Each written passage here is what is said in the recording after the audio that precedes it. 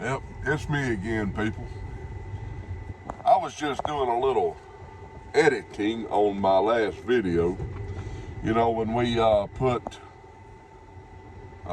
titles in, I try to talk everything, right? Well, Mama pointed out that my title said cowboy poetry, like a chicken, instead of poetry. So I had to go change that.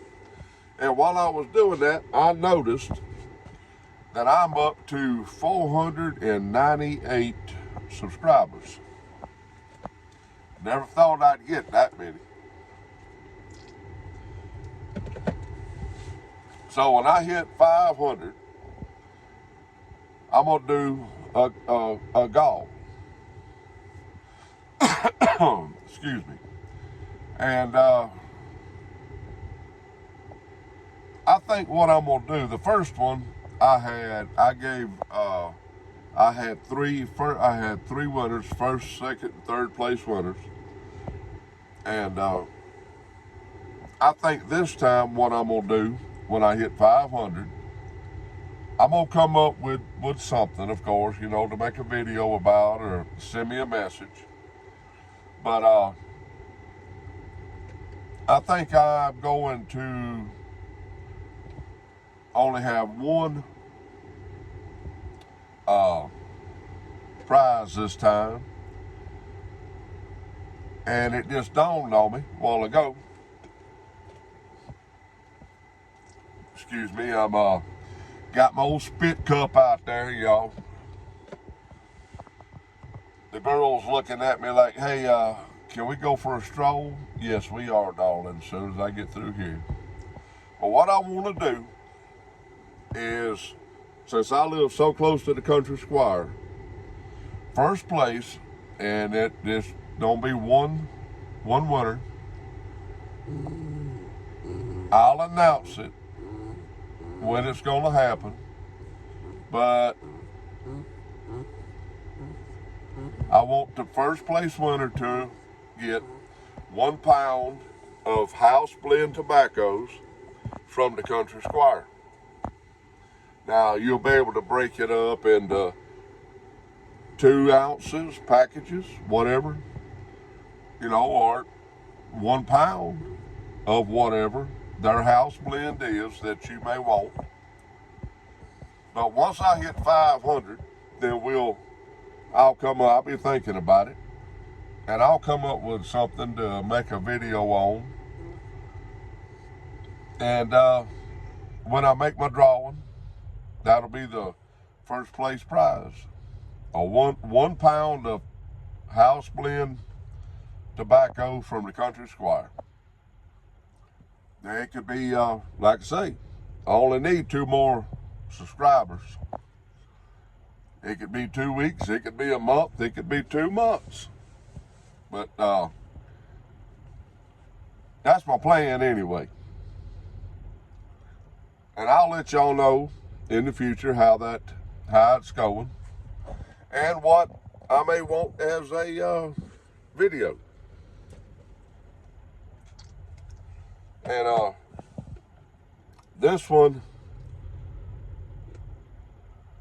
I want to send a little message to Carolina Rose. I hope she gets this. I don't know that she's subscribed to my channel,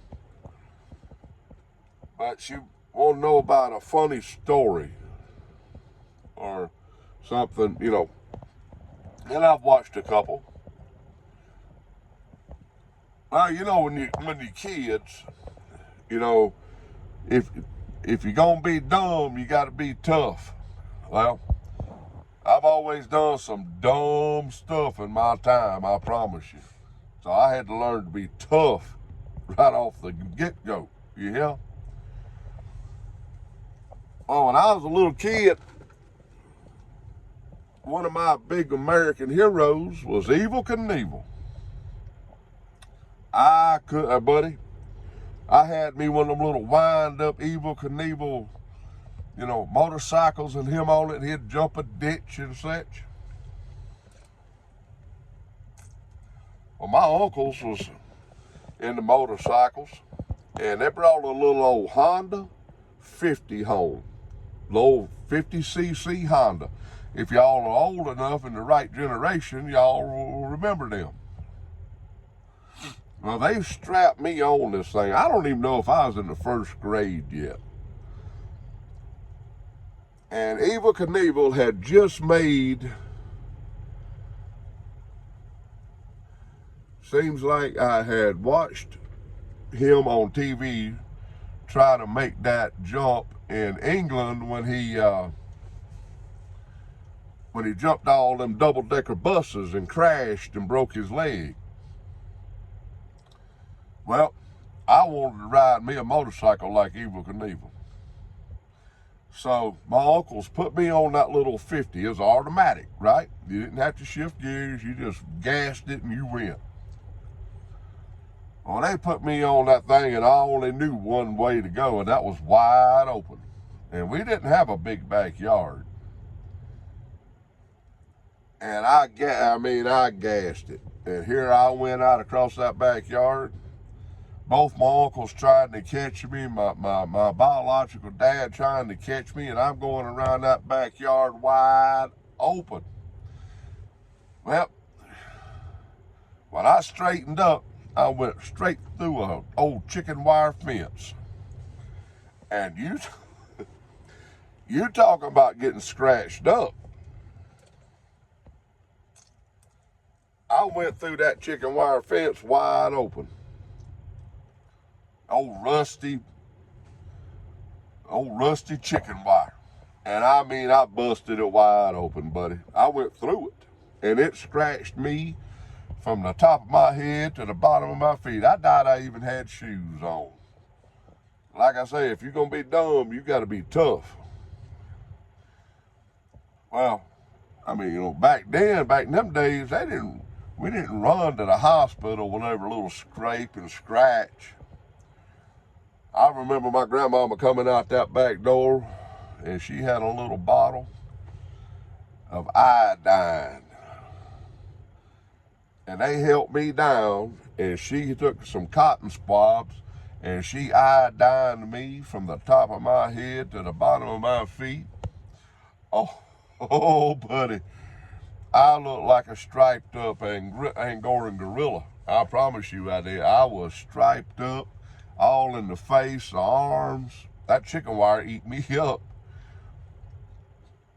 I was right back on that thing the next day. Going round and around that backyard. Only that time I hit the back porch. Well, Granny come out the back door then with the broom, which was not the last time she ever took a broom after me. She got after my two uncles with that broom.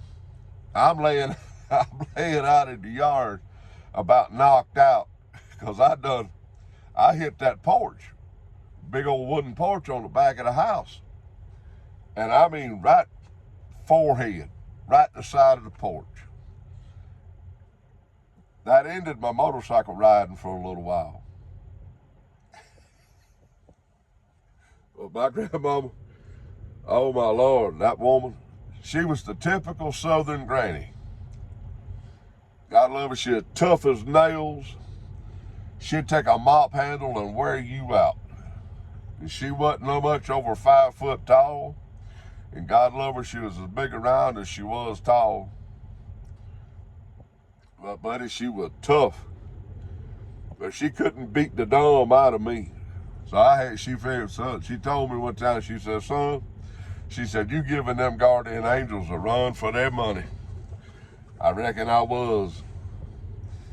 I'm gonna jump off here. Carolina Rose, I hope you find this video. And if you do find it, I hope you find it interesting. And I'm fixing to get the girl out of here and take her for a walk. Love y'all. Keep the Lord on your mind and prayer on your lips. Because there's only one way off this old blue ball. And that's through the Lord Jesus Christ above. Y'all have a happy and safe New Year. And if anybody's having some black-eyed peas, have a spoonful for me. Love y'all. Later on.